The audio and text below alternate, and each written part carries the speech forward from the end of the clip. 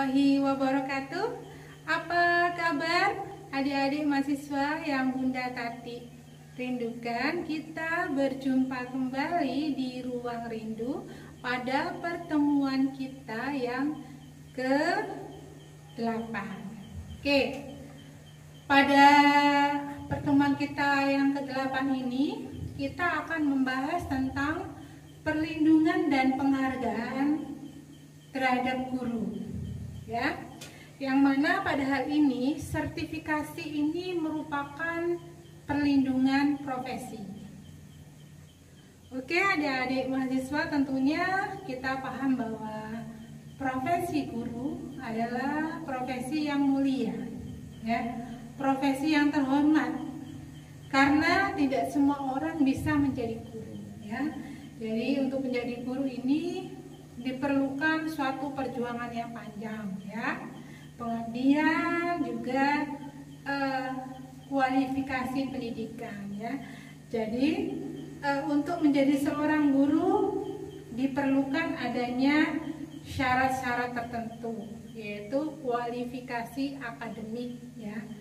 Tentunya dari mahasiswa masih ingat, ya, Bunda pernah menjelaskan bahwa zaman dulu, ya, mengajar SD itu cukup PGSD, ya. Mengajar TK itu SMP pun bisa dulu, ya. Tapi karena perkembangan zaman harus D2 PGTK, ya. Berkembang lagi harus S1 PAUD, ya, misalnya di TK, ya. Kalau Anda outputnya akan menjadi seorang guru di inklusi atau di SLB, maka Anda harus memiliki kualifikasi sarjana pendidikan luar biasa. Oke. Jadi di samping kualifikasi akademik itu, jadi guru ini harus memiliki sertifikat guru. Jika sang guru ini ingin dijadikan sebagai guru yang profesional, ya. Jadi dia harus memperoleh uji kompetensi, ya. Di samping dia itu memiliki ijazah, ya, S1, ya, atau D4, maka harus memiliki yang namanya uji kompetensi. Oke, kita bahas nanti, ya, secara mendetail, ya. Jadi dari mahasiswa, untuk apa guru itu perlu diberikan sertifikasi, ya. Jadi sertifikasi di sini berguna untuk memastikan bahwa guru tersebut harus benar-benar profesional, ya. Jadi harus benar-benar profesional, ya. Jadi sertifikasi guru ini penting, ya. Jadi untuk memastikan bahwa seorang guru itu harus benar-benar profesional, ya. Jadi Anda sudah tepat sekali, ya, karena Anda sudah memutuskan ingin menjadi seorang guru, maka Anda kuliah, ya, kuliah di perguruan tinggi, yaitu Unipar, Universitas PGRI Argopuro Jember. Ini sebuah pendidikan tinggi yang memiliki kompetensi dan terakreditasi mencetak calon-calon guru profesional. Oke. Jadi adik-adik mahasiswa yang Bunda sayangi, di samping itu pada Undang-Undang Dasar Nomor 14 tentang guru dan dosen, yaitu pada pasal 34 ayat 4 disebutkan bahwa perlindungan guru ini mencakup apa saja. Yang pertama, perlindungan terhadap pemutusan hubungan kerja yang tidak sesuai dengan peraturan perundang-undangan, ya. Jadi guru ini mendapat perlindungan. Jadi para penguasa tidak bisa, ya, seenaknya memecat, ya, mem-PHK guru, ya, tanpa ada suatu kesalahan yang fatal yang dilakukan oleh guru, ya. Kemudian yang kedua ini yang penting ya, pemberian imbalan yang tidak wajar. Nah ini, para penguasa ini harus memahami bahwa berikanlah imbalan yang wajar untuk para guru yang profesional. Apalagi para guru yang sudah puluhan tahun ya mengabdi pada negara ini ya. Ini pemerintah harus memiliki kemampuan ya untuk berempati begitu ya. Nah, hampir 20 tahun ya Bunda menjadi guru. Bunda mengenai imbalan yang tidak wajar ini sudah pernah melewatinya ya. Pernah 8 tahun mengabdi di SD, pernah juga yang tidak dibayar ya, tidak dibayar. Jadi memang ya Allah yang membayar ya. Jadi benar-benar guru Sukwan pada saat itu tidak dibayar ya, sukarelawan, namanya Sukwan sukarelawan ya. Kemudian pada bulan-bulan berikutnya, 3 bulan berikutnya mendapatkan gaji 100.000 ya. Tapi kok cukup ya? Cukup insya Allah ya. Karena ini adanya rasa cinta dan rasa syukur mensyukuri. Nah, tapi sebenarnya pemberian imbalan yang tidak wajar ini harus diberangus ya. Harus diberangus ya. Jadi sekarang zamannya bukan lagi zaman Umar Bakri ya. Selanjutnya adalah pembatasan dalam penyampaian pandangan. Nah, seorang guru di sini pada Undang-Undang Nomor 14 pasal 36 ayat 4 ini, jadi guru ini diberi perlindungan untuk menyampaikan pendapatnya ya. Jadi kita sebagai guru harus berani mengatakan yang hak ya, yang hak ya. Oke. Kemudian yang selanjutnya adalah pelecehan terhadap profesi dan pembatasan atau pelarangan lain yang dapat menghambat guru dalam melaksanakan tugas ya. Pelecehan terhadap profesi ini bermacam-macam ya. Yang namanya pelecehan berarti itu hal-hal yang negatif ya. Bisa Anda kembangkan sendiri apa saja yang termasuk dalam pelecehan profesi. Oke. Nah, ada mahasiswa yang Bunda sayangi ya, selain seorang pendidik itu harus memiliki kompetensi akademik ya dan kompetensi sebagai agen pembelajaran, tentunya seorang guru itu harus memiliki sehat jasmani dan rohani ya. Tentunya hal ini sudah Bunda pernah sampaikan ya. Jadi kenapa kok guru ini harus memiliki kesehatan mental, terutama juga kesehatan jasmani dan rohani. Kenapa? Karena yang kita bimbing ini adalah anak bangsa ya, calon pemimpin kita. Jadi guru-gurunya ini harus sehat dulu mentalnya ya. Gini, guru harus sehat mentalnya, harus sembuh jiwanya dulu. Oke, dari mahasiswa yang Bunda Tati sayangi ya, tentunya sebagai guru atau pendidik selain kita harus memiliki kualifikasi akademik ya, minimal S1, kita juga harus sehat jasmani dan rohani. Sehat jasmani dan rohani ini ditunjukkan dari apa? Dari cara guru bertutur kata juga berperilaku. Juga harus dibuktikan dengan tes, pernah Bunda jelaskan pada Anda ya, yaitu tes kesehatan ya, tes bebas narkoba ya. Kemudian tesnya itu harus benar-benar diperiksa oleh ahlinya, yaitu psikiater di rumah sakit umum negeri ya. Dan biayanya sekarang sekitar 1,5 juta gitu ya. Jadi di situ nanti seorang guru akan diperiksa mentalnya ya. Oke, kenapa kok guru itu harus sehat jasmani dan rohani? Karena guru ini membimbing calon putra putri bangsa, calon pemimpin kita di masa kita menua, atau juga ketika kita sudah tidak ada ya. Jadi benar-benar guru ini harus sehat jiwa dan raga ya. Kemudian untuk yang kualifikasi yang dimaksud ini ya, pada tingkat pendidikan minimal ini harus dipenuhi oleh guru, yaitu dengan adanya ijazah ya. Jadi Anda bisa dikatakan sah menjadi guru jika Anda sudah secara de facto Anda memiliki ijazah ya. Anda layak menjadi guru di SLB atau di inklusi kalau Anda memiliki ijazah sarjana pendidikan luar biasa ya. Atau juga bisa dibuktikan dengan sertifikat ya. Sertifikat keahlian yang relevan ya. Tentunya yang sesuai dengan perundang-undangan yang berlaku.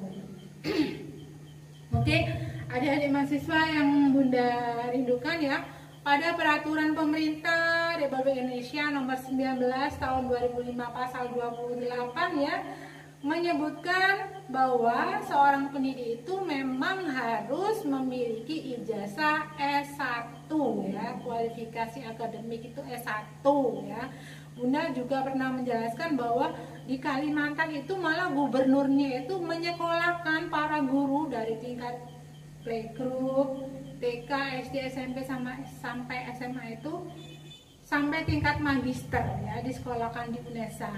Dengan biaya hidup dan biaya pendidikan semua ditanggung oleh pemerintah Kalimantan ya, seperti itu. Nah, selain itu untuk mendapatkan pengakuan sebagai guru yang profesional, maka guru ini harus memiliki sertifikat pendidik, yaitu melalui uji sertifikasi guru. Nah, ini. Nah, di bidang ini, tetapi apakah semua guru itu mudah cara mendapatkan sertifikat pendidik? Tentunya ya tidak mudah ya. Banyak hal yang perlu diperjuangkan ya, seperti itu. Oke. Dan ini harus semangat ya. Oke. Kemudian kita ketahui pun juga di berbagai bidang lainnya juga diperlukan adanya sertifikasi ya, uji kelayakan, memastikan bahwa ini layak ya untuk memberikan kepercayaan kepada masyarakat ya. Jadi ini uji sertifikasi ini diperlukan untuk memberikan kepercayaan pada masyarakat. Contohnya ya, di SPBU itu memang benar-benar sudah disertifikasi. Tujuannya apa? Memberikan keamanan pada masyarakat ya, memberikan rasa aman ya. Jadi ketika kita masuk SPBU, ketika pegawainya itu menekan ya, bensinnya keluar, maka harus sesuai dengan nomor yang ada tertera dalam mesin tersebut ya. Contohnya lagi asuransi ya. Jadi masyarakat ini lebih percaya pada asuransi yang memang sudah disertifikasi ya. Jadi kalau mengikuti asuransi yang tidak layak ya, berarti kita harus ikhlas suatu saat nanti uangnya hilang ya. Seperti pernah Bunda ikut asuransi ya. Jadi uang itu sedikit yang kembali ya, karena Bunda tidak memeriksa uji kelayakannya. Oke. Nah, kemudian begitu juga dengan guru. Jadi kalau guru sudah tersertifikasi, artinya guru itu disebut sudah mumpuni ya. Sudah mumpuni, sudah ahli, sudah menguasai bidang keilmuannya begitu ya. Nah, tentunya ada faktor-faktor yang harus kita pikirkan. Ada faktor-faktor yang harus kita pikirkan untuk kita cari jalan keluarnya ya. Faktor apa saja ya yang menghambat proses mutu seorang guru untuk menjadi guru profesional ya. Tentunya itu banyak hal, banyak faktor ya. Jadi selain mutu dari guru, banyak faktor yang harus kita ketahui dan harus kita cari solusinya. Misalnya ya, mutu pendidikan ini kok kok kurang baik ya. Wah, kita ini harus mencari solusinya, yaitu kita meningkatkan sarana dan prasarananya ya. Jadi memang harus terpenuhi sarana dan prasarananya supaya kita bisa memberikan pelayanan yang baik untuk anak didik kita. Nah, kemudian misalnya mutu pendidikan itu kok rendah karena kurikulum. Jadi yang harus kita tingkatkan adalah kurikulumnya ya. Kurikulum yang jadul ya harus kita benahin ya. Jadi harus kita sesuaikan dengan perkembangan zaman ya.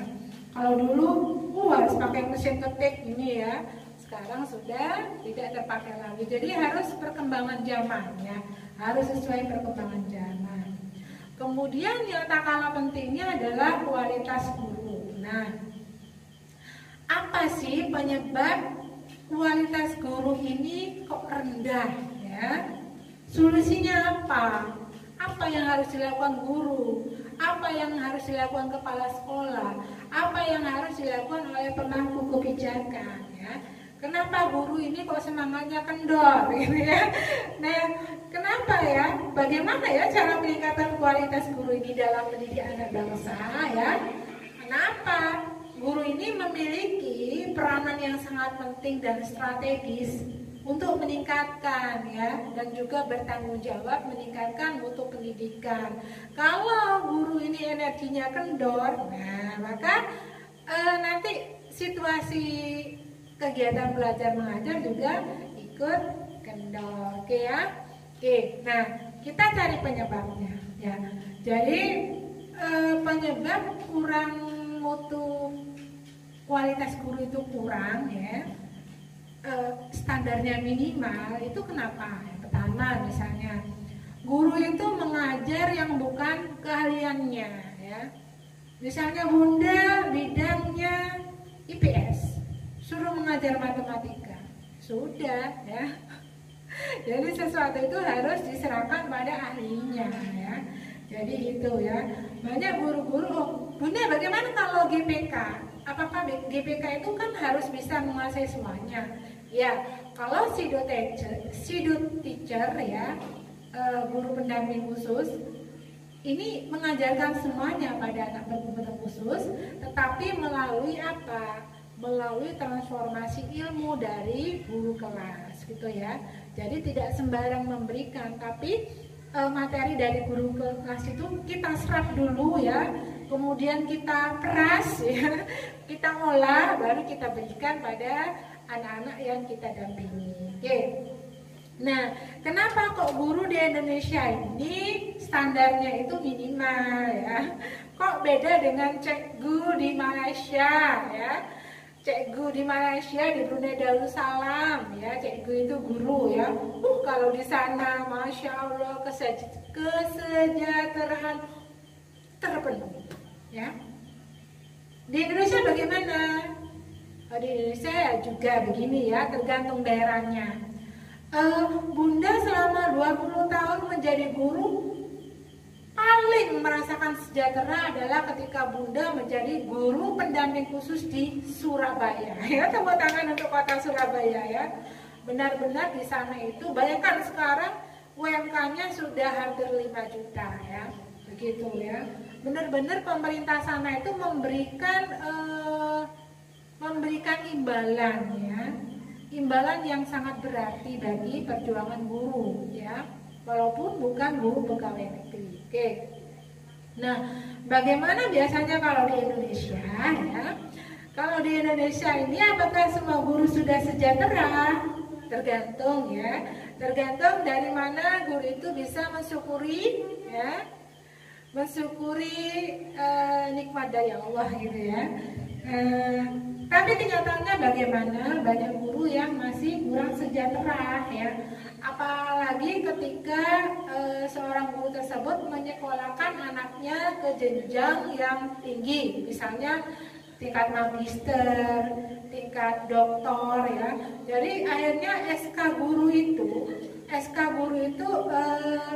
disekolahkan dulu ya, disekolahkan dulu di bank ya, supaya bisa menyekolahkan anaknya ya. Juga misalnya guru itu juga memerlukan dana untuk pengembangan ya, pengembangan sumber daya manusianya, untuk mengakses informasi misalnya melalui internet ya.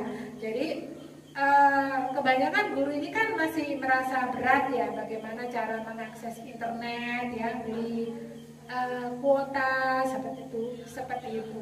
Nah, jadi pemerintah ini harus memahami hal itu ya. Pemerintah dan pemangku kebijakan harus memahami mengapa standar guru itu menjadi minimal ya. Penyebabnya itu banyak ya. Nah, jadi ketika pemerintah ini memberikan program sertifikasi pada guru, maka harus kita dukung ya, harus kita dukung. Para guru harus semangat untuk bisa mencapai dia bisa tersertifikasi ya. Jadi untuk meningkatkan kualitas pendidikan itu sendiri. Jadi sertifikasi profesi guru ini merupakan sebuah pengakuan ya. Diakui bahwa guru itu adalah tenaga profesional ya. Dan diakui juga bahwa guru yang sudah tersertifikasi adalah guru yang sejahtera ya. Jadi dengan guru yang profesional dan sejahtera ini diharapkan mutu pendidikan itu meningkat dengan baik ya.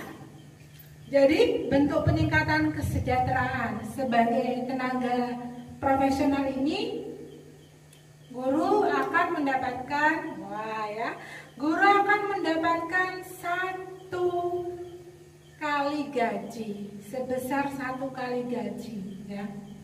Jadi kalau misalnya gaji guru itu 5 juta, jadi dia itu mendapatkan sertifikasi 5 juta. Bayangkan, banyak ya.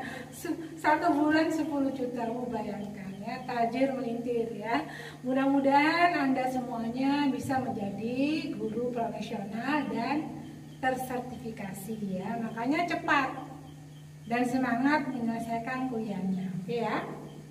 Nah, tetapi ya, tunjangan tersebut ini kalau guru sukuani negeri ya, guru sukuani negeri, dia tidak bisa mengikuti sertifikasi. Kalau Bapak dan Ibu guru ini mengajar di swasta, baru bisa disertifikasi. Kecuali guru negeri gitu ya. Kalau Bunda dulu seperti itu pengalamannya ya. Jadi diharapkan tidak ada kesenjangan sosial. Jadi sebenarnya guru sukuan di negeri itu harusnya ya diberi kesempatan juga untuk sertifikasi ya. Jadi supaya apa? Supaya tidak ada kesenjangan antara guru PNS dan guru non PNS ya. Nah, adik-adik mahasiswa, kita akan berlanjut pada proses sertifikasi guru dalam jabatan ya.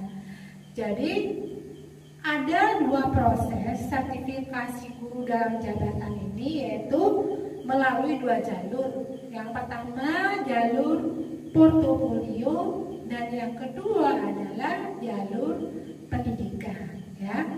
Jadi penetapan peserta sertifikasi melalui penilaian portofolio ini berdasarkan urutan prioritas kerja sebagai guru, contohnya usia ya.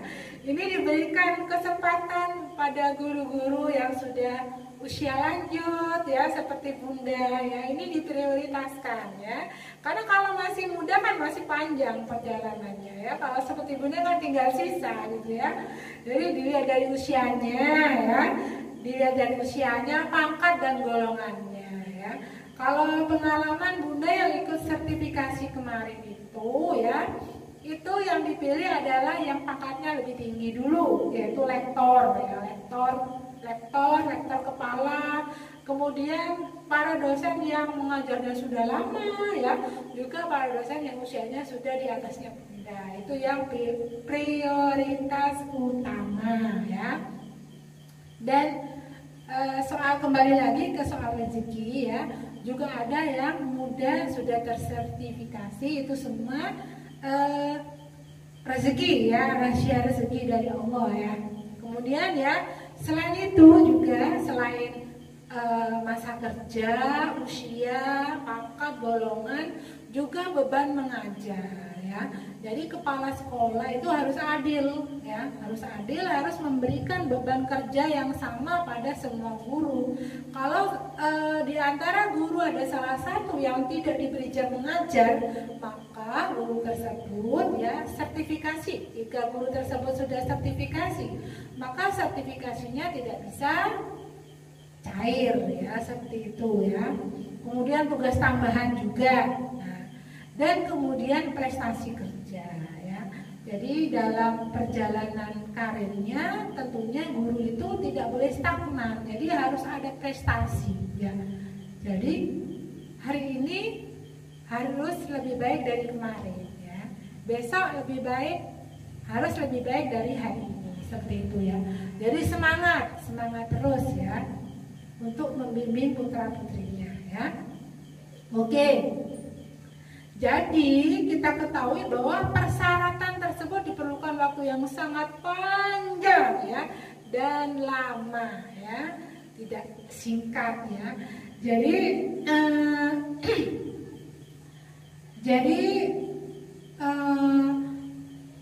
sertifikasi guru ini, sertifikasi guru dalam jabatan ini ya, yang kedua ini mampu mengakomodasi guru yang berprestasi, yaitu melalui jalur pendidikan ya. Oke ya.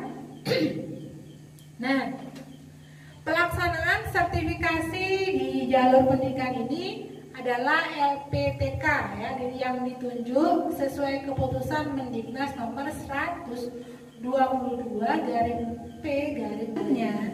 Uji kompetensi melalui penilaian portofolio ini merupakan pengakuan atas pengalaman profesional guru dalam bentuk penilaian ya, terhadap kumpulan dokumen yang mencerminkan kualitas ya, kompetensi guru. Nah, ini biasanya dibuktikan dengan sertifikat atau piagam ya. Jadi ini ada 10 ya. Ada 10 komponen penilaian portofolio. Yang pertama yaitu penilaian kualifikasi akademik, sudah Bunda jabarkan tadi ya, minimal S1 ya. Kalau dosen minimal S2. Kalau sekarang ketentuannya untuk perekrutan dosen pada era ini adalah S3, minimal S3 ya. Jadi gitu. Kemudian penilaian pendidikan dan pelatihan. Yang kedua ya. Jadi seorang guru setelah dia itu lulus jadi sarjana tidak stagnan begitu saja, tapi harus mengikuti pelatihan-pelatihan yang diadakan oleh Diknas, oleh KKG ya, dan itu nanti dibuktikan oleh sertifikat ya, ikut seminar-seminar. Jadi sumber daya manusianya itu harus di-upgrade terus ya gitu. Kemudian yang ketiga adalah penilaian pengalaman mengajar. Bunda sudah jelaskan kemarin. Jadi guru pemula ini akan didampingi oleh guru senior ya, begitu ya. Di perguruan tinggi bagaimana? Juga sama ya. Jadi awal-awal jadi dosen Bunda juga diadakan penilaian ya, penilaian. Kemudian yang keempat ya, penilaian perencanaan dan pelaksanaan pembelajaran ya. Jadi seorang guru harus benar-benar mempersiapkan apa yang akan diajarkan. Bunda juga tidak asal mengajar, tapi sesuai dengan silabus ya. Jadi apa yang akan Bunda tularkan ke Anda ini harus sesuai dengan perencanaan ya. Oke. Kemudian penilaian dari atasan dan pengawas ya. Tentunya seorang guru akan mendapat penilaian dari atasan, dari pengawas ya. Kalau dosen juga penilaian, kalau mau ikut sertifikasi ya, penilaiannya bukan hanya dari rekan sejawat ya. Makanya dengan rekan sejawat harus baik hubungannya ya. Dengan atasan, juga dengan semua mahasiswa. Mahasiswa juga ikut menilai ya. Ikut menilai. Kemudian penilaian prestasi akademik ya. Sudah Bunda jelaskan tadi ya. Misalnya lomba tingkat nasional ya, lomba tingkat nasional, membimbing muridnya tingkat nasional ya, itu Anda juga dapat nilai ya. Kemudian keikutsertaan dalam pertemuan ilmiah ya, dalam seminar-seminar, jadi guru ini harus aktif ya. Kemudian penilaian organisasi di bidang pendidikan dan sosial. Nah, ini biasanya organisasi guru itu namanya PGRI ya. Jadi setiap guru harus menjadi anggota PGRI ya. Kemudian yang ke-10 adalah penilaian penghargaan yang relevan dengan bidang pendidikan. Ini ya. Seorang guru yang mengikuti program sertifikasi guru yang diadakan pemerintah ini ya harus berjuang untuk memperoleh batas minimal nilai kelulusan passing grade yaitu 850 ya. Jadi skor ini diperoleh dari semua unsur atau aspek ya, dan dikelompokkan menjadi 3 unsur. Yang pertama unsur A yaitu kualifikasi dan tugas pokok ya. Yang kedua unsur B itu unsur pengembangan profesi, sudah Bunda jelaskan tadi. Dan yang ketiga adalah unsur C pendukung profesi ya. Nah seperti itu. Kalau dosen bagaimana? Kalau dosen itu bayangkan ya adik-adik mahasiswa ya, dosen itu harus nilai TKDA-nya itu harus tinggi ya. Kemudian minimal TKBI itu bahasa Inggris harus 477. Bayangkan ya.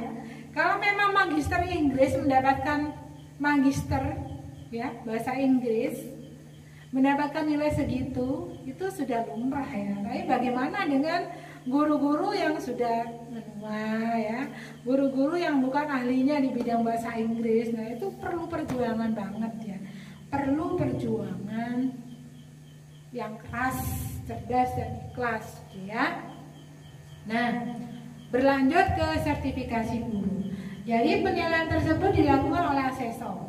Ada asesor yang ditugaskan oleh panitia sertifikasi guru untuk menilai ya, ya. Jadi menilai apa? Bukti fisik juga bukti non fisik ya. Jadi sertifikat penataran ya. Kalau menulis ilmiah harus dibuktikan karya ilmiahnya. Nah, contohnya seperti ini, mana buktinya? Harus ada ya. Seorang guru ini sudah menelurkan ya, menelurkan karya ilmiah, mana buktinya? Jadi harus ada buktinya ya gitu ya. Nah, kalau sebagai guru teladan harus ditunjukkan mana sertifikat guru teladannya ya. Jadi tidak bisa, saya ini loh guru teladan, sudah 20 tahun mengajar, bayangkan ya. Tapi mana sertifikatnya ya. Jadi perlu bukti fisik ya, perlu bukti fisik ya. Oke. Kemudian selanjutnya ya. Jadi setelah penilaian tersebut ya, guru ini harus bisa merencanakan proses pembelajaran ya.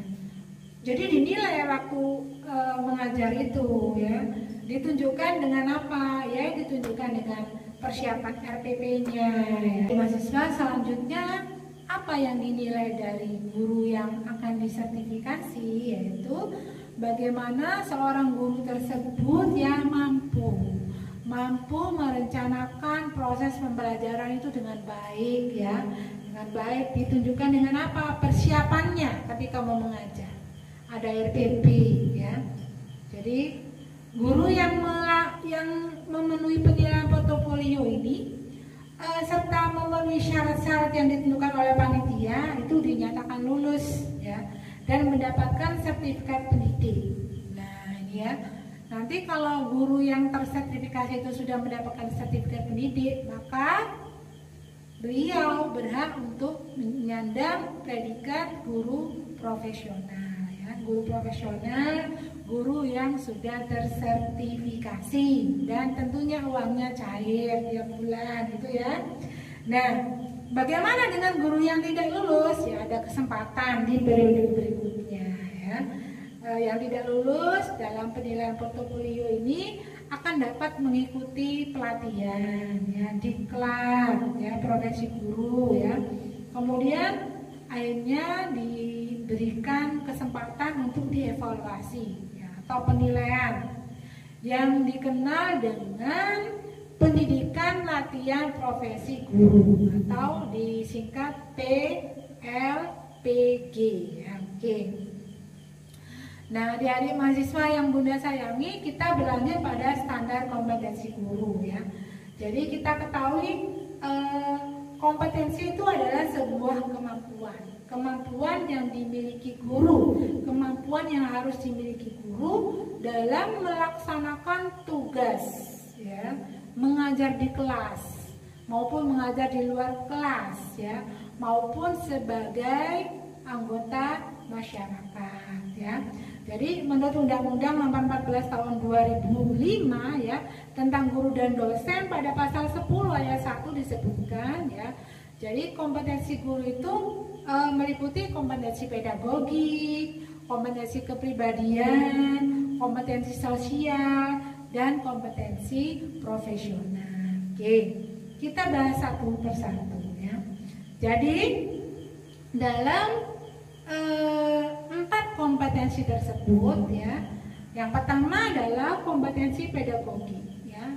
Kompetensi pedagogik ini adalah kemampuan bagaimana seorang guru ini memiliki kemampuan untuk mengelola kelas ya, untuk mengelola pembelajaran dan peserta didik ya. Jadi dari 4 kompetensi tersebut akan kita bahas satu persatu. Yang pertama adalah kompetensi pedagogik, yaitu kemampuan seorang guru itu mengelola kelas ya. Kemampuan guru dalam mengelola pembelajaran. Tentunya dalam hal ini wawasan guru itu harus luas, wawasan yang berlandaskan ke pendidikan. Kemudian seorang guru ini juga dituntut untuk memahami peserta didik ya. Kemudian juga mampu mengembangkan kurikulum atau silabus ya. Kemudian mampu merancang pembelajaran ya. Jadi mampu juga melaksanakan pembelajaran ini yang mendidik ya, mendidik dan dialogis. Kemudian juga seorang guru dalam kompetensi pedagogik ini harus mampu untuk memanfaatkan teknologi pembelajaran ya. Kemudian bisa mengevaluasi hasil belajar siswa. Kemudian juga seorang guru dalam kompetensi pedagogik ini harus memiliki kemampuan untuk mengembangkan peserta didik agar memiliki aktualisasi diri ya. Tentunya aktualisasi diri di bidang potensi yang masing-masing dimiliki oleh peserta didik ya. Kita ketahui bahwa setiap peserta didik ini memiliki potensi yang berbeda-beda. Oke. Yang kedua adalah kompetensi kepribadian ya. Jadi kompetensi kepribadian ini dimaksud memiliki kepribadian yang mantap ya, stabil, kemudian dewasa, arif dan bijaksana, wibawa ya, akhlaknya mulia ya, dan menjadi teladan bagi siswanya, bagi teman-temannya, juga masyarakat ya. Kemudian bisa secara objektif ini seorang guru ini mengevaluasi dirinya, hasil kerjanya, cara bagaimana dia mengembangkan diri ya, secara mandiri dan berkelanjutan. Oke, yang ketiga adalah kompetensi sosial ya. Jadi kompetensi sosial ini merupakan kemampuan guru untuk berkomunikasi ya. Baik secara lisan ya, secara tulisan, juga secara isyarat ya, seperti itu ya. Jadi harus multi intelligensi ya. Harus bisa ini mengembangkan kemampuan kompetensi sosial, cara berkomunikasi ya. Jadi harus pandai bergaul ya, efektif ya, dengan peserta didik, dengan ini rekan sejawat, dengan tenaga kependidikan, dengan orang tua wali, dengan masyarakat ya. Kemudian untuk kompetensi sosial ini seorang guru harus memiliki kemampuan. Sudah Bunda sebutkan tadi kemampuan apa? Berkomunikasi secara lisan, tulisan, isyarat ya, dan dapat menggunakan teknologi ya secara fungsional ya. Kalau dulu ini guru-guru zaman dulu itu belum bisa ya cara mengoperasikan laptop ya. Jadi sekarang harus bisa, harus belajar gitu ya. Kemudian yang keempat adalah kompetensi profesional. Nah, jadi kompetensi profesional ini merupakan bagaimana seorang guru ini menguasai materi ya secara luas. Mencakup apa saja? Yang pertama ya, itu menguasai materi kurikulum di sekolah ya, sudah paham ya. Kemudian menguasai substansi keilmuan yang menaungi keilmunya ya. Jadi kalau Anda PLB ya harus memahami semuanya ya. Di PLB itu banyak hal yang dipelajari, kedokteran ya, kemudian psikologi ya, sosial, banyak sekali ya. Kemudian kemampuan menyelenggarakan pembelajaran yang mendidik ya, yang mana seorang guru itu digugu dan dituntut ya. Bagaimana cara penyampaian, jangan sampai guru itu dalam kelas tuh sampai membuli ya, membuli anak didiknya gitu ya, mempermalukan anak didiknya di depan teman-temannya ya, itu tidak boleh. Jadi harus memiliki kemampuan bagaimana seorang guru itu memberikan pembelajaran cara mendidik ya. Jadi tidak boleh memasang kehendak anak itu harus pandai matematika, harus pandai bahasa Indonesia. Jadi anak-anak itu punya kemampuan sendiri ya, punya kemampuan potensi sendiri. Oke.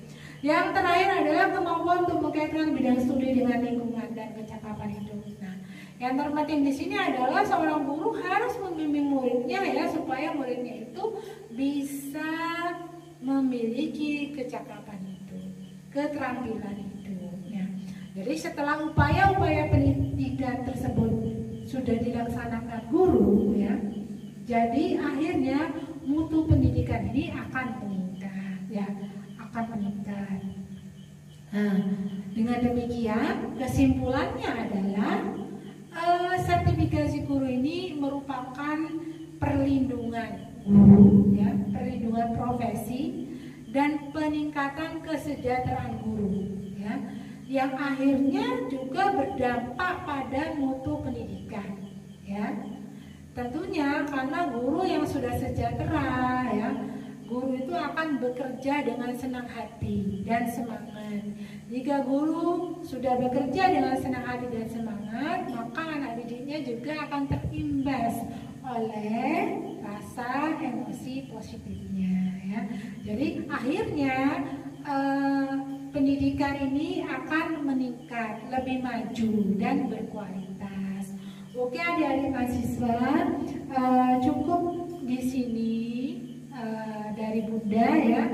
Anda bisa memperdalam lagi tentang sertifikasi ini dengan media-media lain yang Anda punya ya, misalnya buku, media YouTube, Google dan lain sebagainya. Oke, Bunda cukupkan sampai di sini dulu pertemuan kita kali ini. Bunda mohon maaf apabila ada kesalahan ya. Terima kasih sudah menyimak. Wassalamualaikum warahmatullahi wabarakatuh.